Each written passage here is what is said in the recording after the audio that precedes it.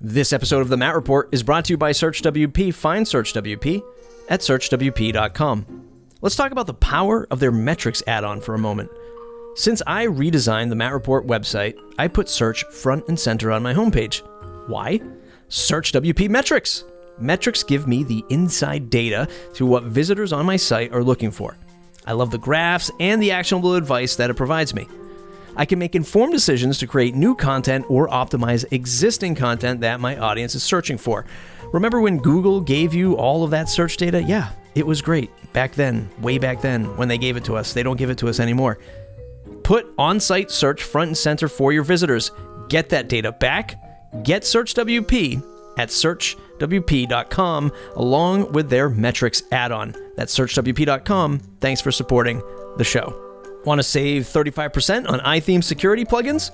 Use code MATTREPORT at ithemes.com/security. That's ithemes.com/security. Keeping WordPress sites secure is no easy task, and the one that you can't always just leave up to your web host. If you're an agency owner, there's nothing worse than getting that call from a client saying they have spam links dropped into their footer or thousands of registered spam users in their WordPress site. Or how about the server crashing because of bots or hidden processes running in a rogue plugin? Put that superhero cape away. You don't have to be the wonder security woman for every single client. Leave that up to the pros. Leave it up to iThemes security plugin. Save 35% on iThemes security plugin. Use code MATTREPORT at ithemes.com/security. That's code MATTREPORT at ithemes.com/security for 35% off your purchase. Thanks for supporting the show. Curiosity. Curiosity is what the no-code movement has reignited for me. When I think back to my days of using Drupal 5 with powerful combinations of CCK and Views modules, two things come to mind. Why the heck doesn't WordPress do this natively yet, some 20 years later? And number two, what are my opportunities with no-code tools and WordPress? Powerful tools that create seemingly limitless opportunities are fascinating to not only me, but also for today's guest. He doesn't consider himself a developer, but carries a wide range of ideas that come to life with software building tools like Bubble.io. For example, when COVID hit, he saw an opportunity to build a portal to help parents discover activities for their children locked down at home. He built it, and visitors like his brother loved it. But like all great entrepreneurs, he pivoted, taking the lessons of app creation with him. He's now blazing a path for content creators in the newsletter space to help monetize their work. Building Hecto.io is a fascinating story coupled with a solid business opportunity. I'm excited to share Simon's story with you today. Please reach out to him and say thanks for joining the show. No code, low code, visual development, however you want to kind of term it. Essentially, I think it's a really exciting space at the moment. As you said, with WordPress about 20 years ago, that was the kind of equivalent of no code. We had your various templates, etc. The difference here at the moment is that the tools that we have now, so such as Webflow and also Bubble, particularly with Bubble, we've got so much power behind the actual tool itself, and then there's a low amount of code that's required. So the excitement there is actually, as you kind of learn it and as you get deeper into it, you start to realize and understand more about what the possibilities are. So that's kind of where the tweet started to kind of come from, where it's like, actually, is it like this term doesn't really kind of say what it actually is. It doesn't really do it justice, right? Like with this kind of no code, and I say it with inverted commas, there's so much that you can do, and realistically, sometimes you do need to use a little bit of code, but it's very much kind of visual. Like the way that you're interacting with it is visual, and that's the kind of key to how powerful it can be, because you can explore so many different things. I think that's the exciting thing for me about this space. Do you consider yourself a developer or a designer or neither? Like, where do you fit in this web technology definition? Yeah, that's a good, interesting question. I think the only answer is that all of it, because you have to have a little bit of everything. And that's what these no-code, low-code tools are given the space for people like me who can do a little bit of everything. When I'm trying to marry this space of WordPress and no-code to open up my audience to some of the tools that are out there. Within the last couple of days, the episode that went out today, which is 2 weeks in the past when this episode goes out was all about this recent price change in a WordPress page builder tool called Elementor. It's one of the most popular page builders for WordPress, 5 million plus active installs. Don't know if you've ever come across it, but they just recently did this price hike. And of course, the WordPress users out there, they're like, wait a minute, you're going to charge me more money now? Like, I can't believe you're doing that. And because I've been in this space and I've had other guests on who've used Webflow as part of this no-code movement, I've looked at the pricing of Webflow and I was like, hey guys, what Elementor is charging is peanuts compared to what Webflow charges people. And people love Webflow. Yeah. What's your thought on the power aside? I think the reason why people choose WordPress, at least in the circles that I run in, is because they own it. They own the data, they own the code, they can own where they host it. What are your thoughts on like a Webflow where, well, it's there, I can't do anything with it, like Bubble, I can't take this and move it to another Bubble hosting provider. Yeah. What are your thoughts on that? Yeah, to be honest, that is a good point. I think it's a difficult space to be in. So I think with Bubble, so that's what I use. So with Bubble, the way that they position themselves in the very beginning, so I've been on Bubble since like 2018. In the very beginning, they were marketing themselves as a kind of platform or a way that you can build your MVP.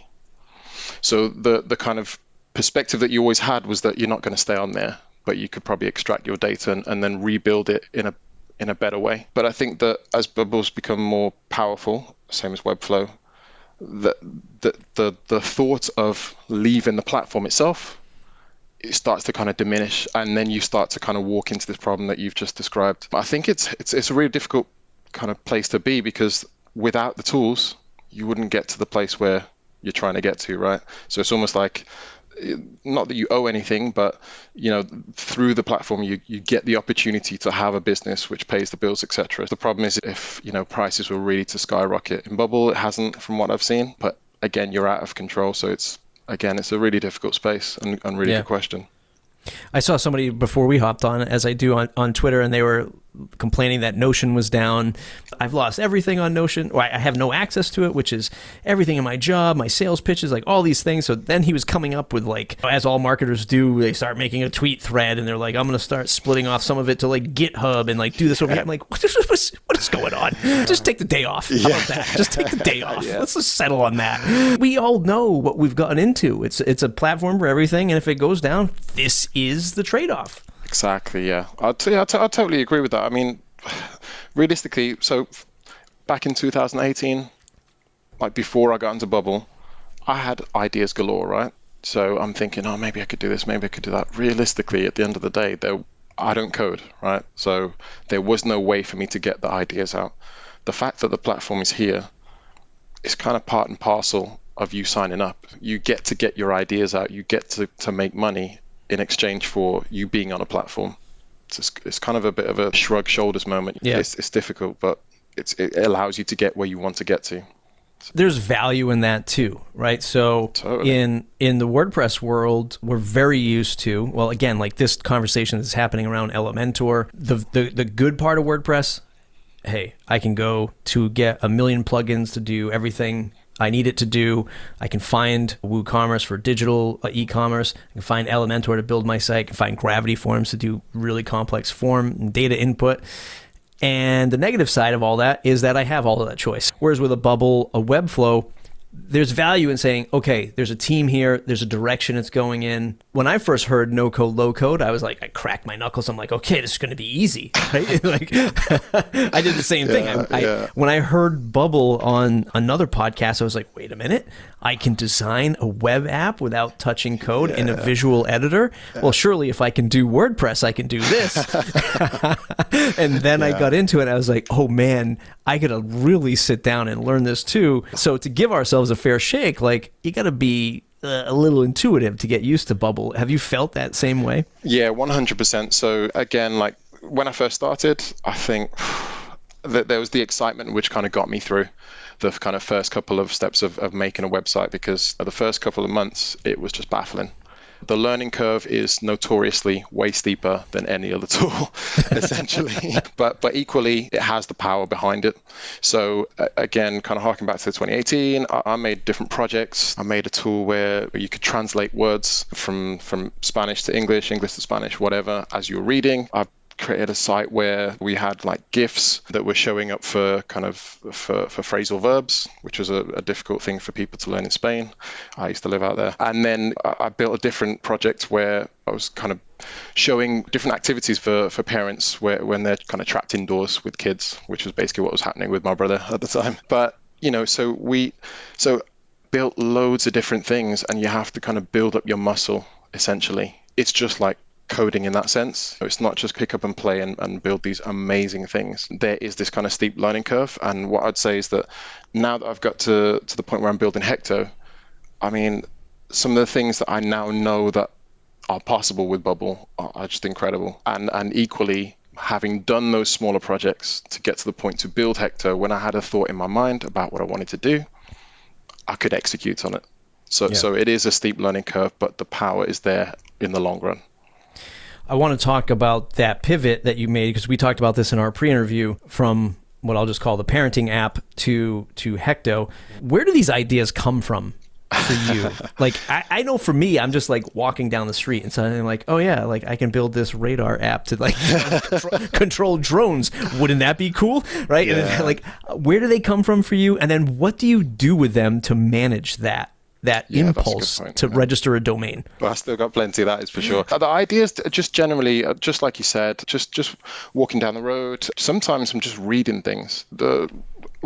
More times than not, my ideas come from people and my interactions with people. You kind of get like a bit of a signal when people start complaining about something. That for me is a clear sign that there's an actual pain point. When I was doing this website around activities for kids, that's basically what a lot of people were saying. Just like, what can I do? It's day 30 and I don't know what else I can do with these kids. So yeah, I do get ideas all the time. I originally started to write them down in a Trello board, which I think is actually just overkill, because the amount of ideas that I get, there's no point in trying to organize them in what's coming up next, what should I try next. I've just got tons of ideas. Instead, I've literally got a Google Keep, and I write down every single idea, and I keep going over them.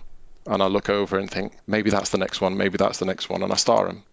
That is it. I've just got to keep it simple these days, rather than using kind of Trello tools or Notion or tables or anything like that. It's literally a list. And I'd had this idea for Hecto a long time ago, probably like 2019, but I didn't pursue it, didn't think I could. But through my kind of work with the kind of parenting website, and then understanding that there could be a possible opportunity in the newsletter space, I decided to pick it back up. I'm going to push that aside one more time, because I want to go a little bit deeper, and I'll illustrate the picture from how, I don't know how old you are. You don't have a lot of gray hair like I do, but I started in like right on the cusp of the consumer web. So I am going to be 40 this year, and I really started playing with the internet and things like that when it became consumer available back in like 97. Yeah. And I remember solving things like, I don't know, built my own Linux server. And when I was in college, we had this crossover of business course meets, I think it was just called like IT at the time. And they were like, solve a business problem with something that you're learning in Linux and open source. And there was PHP bulletin board, which is PHP BB. And wouldn't it be cool if, my family ran car dealerships over here in the US. Nice. Wouldn't it be cool if a customer could leave us a message on a bulletin board to say they wanted to get an oil change? It was like 20 years ago, right? 22 years ago, something like that. And they looked at me like, who the hell is going to do that? Like, who is going to go on a computer to message somebody about an oil change? And there was just this fascination of this new technology appearing, and me being able to say, I think I can solve something with that. Like, I think I can solve a problem. And that was the fun part for me. Where do you think you get it from? Is it a similar situation, or? Yeah, you know what? That's a good question. So for me, literally, so my dad used to bring back old computers from his office, essentially. And I remember that he brought back a computer, and it had like an actual floppy disk. Like the floppy disks that we call floppy disks are actually hard, right? This was an actual like it was floppy. Okay, so like we're close in the same age then. This is the kind of thing he was bringing back. Yeah, I'm 30, Yeah. I'm 34, 35 Okay. soon. So yeah, so he was bringing back these kind of bits of technology, and for me, it was absolutely fascinating.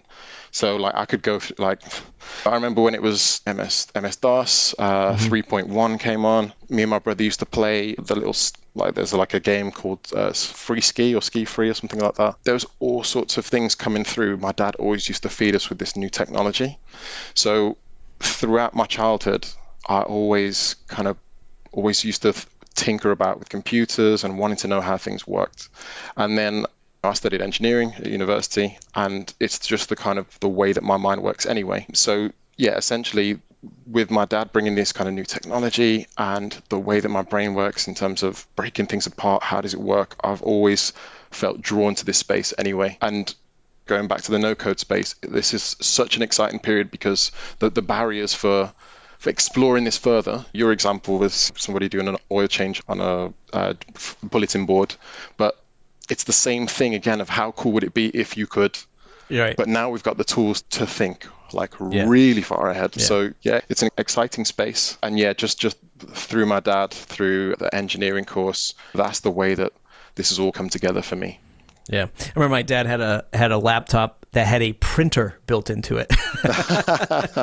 It was the funniest. I mean, looking back on it, it was hilarious. It had a single sheet of paper underneath the keyboard. You have all these ideas. COVID hits. You see this idea that you can solve with your brother, but then you eventually come upon Hecto. Give us that moment of that crossing over that bridge.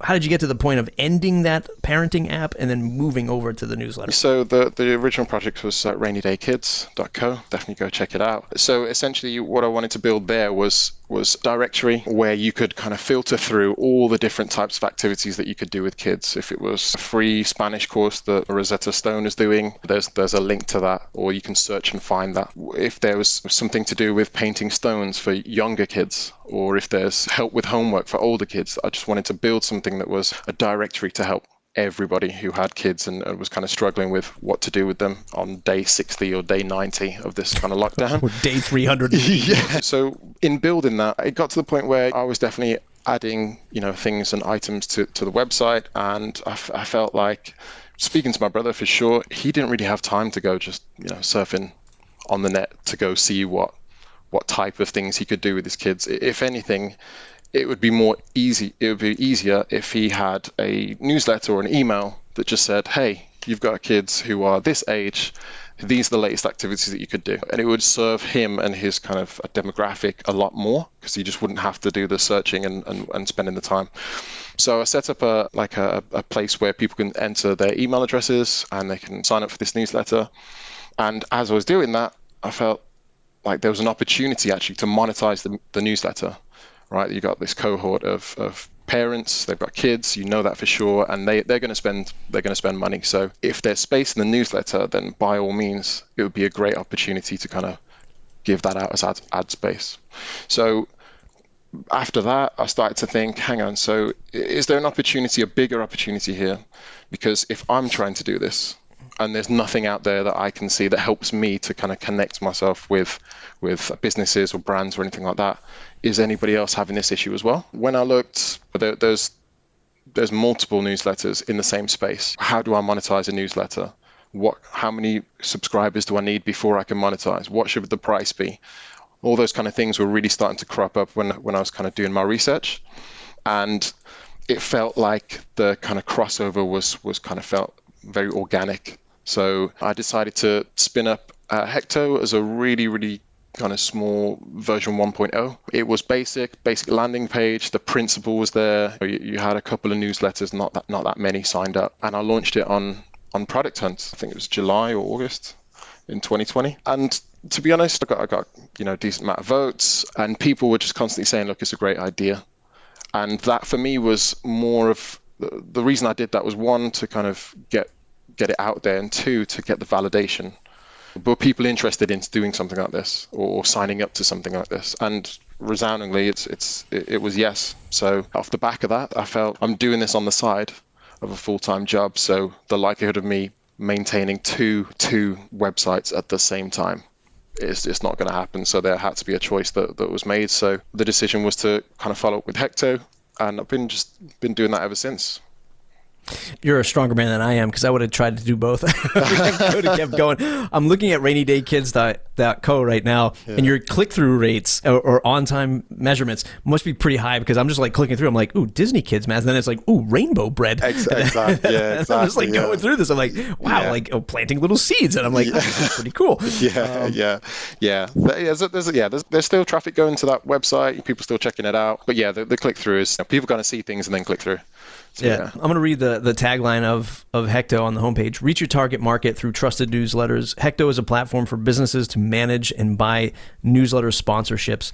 So newsletters come to you. They say, I have a newsletter about WordPress, about Webflow, about sports, and they put themselves in there. And then somebody who wants to buy that inventory knocks on your door, says, hey, I want to buy those WordPress and sports newsletters.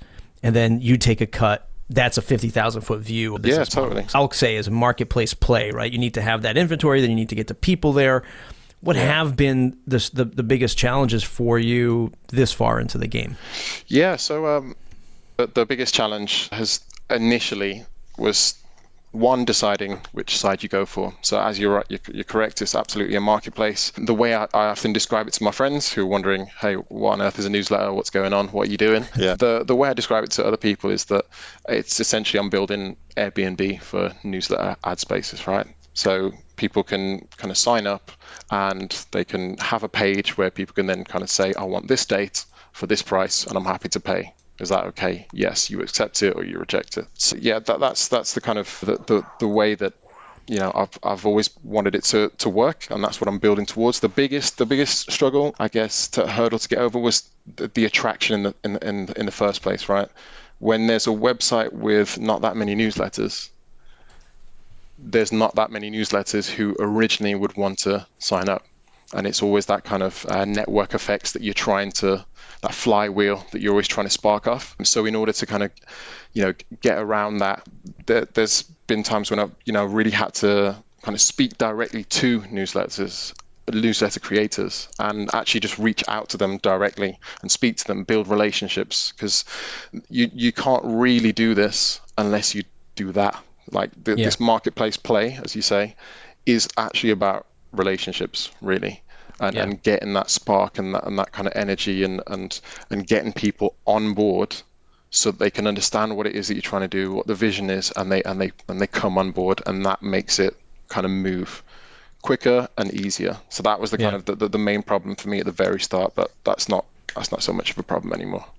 I just clicked on the search to just take a look at the different newsletters. I mean, it's a fantastic variety of newsletters that you can choose from, right? So there's like developer sort of focus right there. I scroll down a little bit more. I saw one with a guitar pick, which I'm assuming guitar lesson newsletter. All kinds of different types of content to choose from. I love this business model for many reasons, but for one, which is not the sexiest part of it, I'd say, or the biggest benefit to you, but any product or service or initiative like this that's trying to put the power back into the creators is something that I'm really interested in. I'm very much into podcasting, and Joe Rogan goes to Spotify, and the world, you know, goes nuts because there's people that are diehard podcasters and like, oh, look, it's going to be behind this walled garden of Spotify. And I can definitely see that argument. Hey, Joe Rogan's getting paid. Good for him. He's a creator. He's getting paid. Celebrity status, so it's big money and everybody goes nuts. I get it. But things like even Substack or these other YouTube, right? I'm a YouTuber, and every month I see my advertisement revenue go down because YouTube's taking a bigger cut. Right? Or these other platforms who are like, come to our platform and as a creator and make a bunch of money, and then before it's like a year later and they're like, oh, guess what? We're not giving you money anymore. It's all for us. So it's just like, what the hell is going on? Like, we're creating the content here. So anything that puts the power back into the direct relationship to the creator, to the advertiser, gets a hats off applause in my book. Yeah, to be honest, that you've nailed it. You've nailed it completely. So for me, the vision with Hecto is exactly that, to kind of put the put the power back in the hands of the creators, but equally to expand this space. So like you said, you got your Joe Rogans and you got these kind of big power play kind of celebrities, I guess, on the different platforms who rake in the money, right? They're making a lot of money, and particularly in the newsletter space, you've got people who, who get other kind of people to pay per month to receive the newsletter. Not everybody has that pulling power, and sometimes that's not the monetization technique that people want to use, because essentially it reduces your distribution if you go that way, right? So for other people who want to either diversify their monetization or don't want to go down the road of kind of paid newsletters or can't for any reason, what I want to do with Hecto is build a place where they can still earn money and earn good money, enough to like not have a job or whatnot, but still be in control of those sponsorships, when they are, how much it is. You could grow, you can grow your kind of sponsorship rates through the platform, depending on how much incoming interest you get. If your inventory is looking like it's getting booked out for the next month or so, the next month you can easily put the prices up on Hector. It's not an issue. You can play around with the prices, see what your price point is. That's the kind of reason why I'm building this. It's to allow other people who are creators to have that control and to grow and to kind of get a bigger opportunity to take home money off the back of their creations. You must have people telling you it would be great if you had this feature, or if it did that, or if we did this, or can I make it connect right to my MailChimp account or whatever. Yeah. Like, how have you been managing that? And has it been a big surprise and something that you thought was kind of just a throwaway feature, but people are like, no, I really love this? Yeah, so where I've been managing that, so this has definitely come from, so first and foremost, this happens a lot. I'm speaking with creators a lot, and when they come on the platform, sometimes they want to ask a couple of questions and I clarify things for them. And later on, they'll ask me it would be great if we could X, Y, and Z. So in order to manage that, I've actually got a backlog.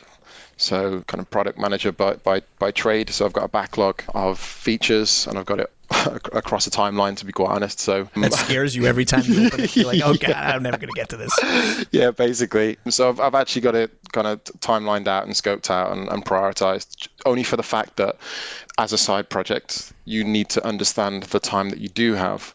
And also it kind of motivates you more to actually get it done. So if I didn't have like a backlog and a plan, for me, I know that I'd kind of faff and mess around. It'd come to the end of the day and I think, I'm tired, I'm knackered, where's the beer? I want to go and sit down and watch some TV, right?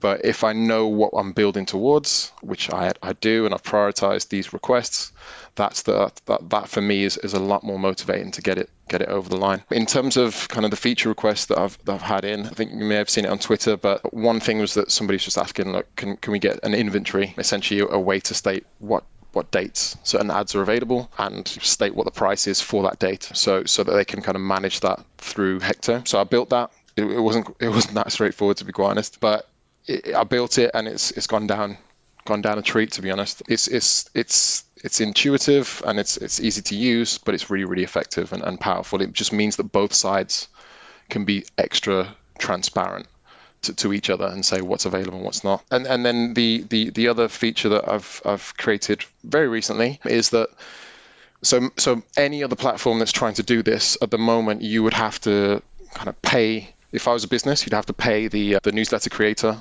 and then hope that they've already accepted or that the copy's fine, etc. And they're comfortable that your business is something that they're going to show to their audience. And if not, then the creator would have to send refunds or whatnot. What I've built off the back of conversations with different users is I've built the ability to just accept or reject any kind of order, just like you would on Airbnb. So the payment does get taken. So the payment gets taken and that someone's not messing around, they're good for the money, but you just need to decide, are you taking them or not? And you can reject it quite easily. That was something that was requested by one of the users, that they just said that they didn't like people being able to just buy a newsletter, an ad slot just willy-nilly, because sometimes they don't really fit. So built that, and that's going down well as well. Yeah, no, that's awesome. I'd imagine that, if it's a whatever, I don't know, you're a guitar newsletter like we saw before, but then I don't know, McDonald's comes along and they're like, hey, we just want to buy this spot, and you're just like, you're selling burgers on a guitar, it's probably not going to really work, something like that. Yeah, exactly. So that's cool.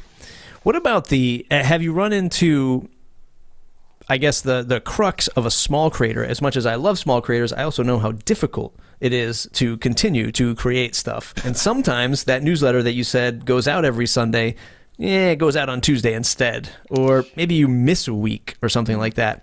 Is there any kind of trigger or stopgap for those types of things? That's what I'd be concerned of as an advertiser, I guess. Did my ad go out on that newsletter?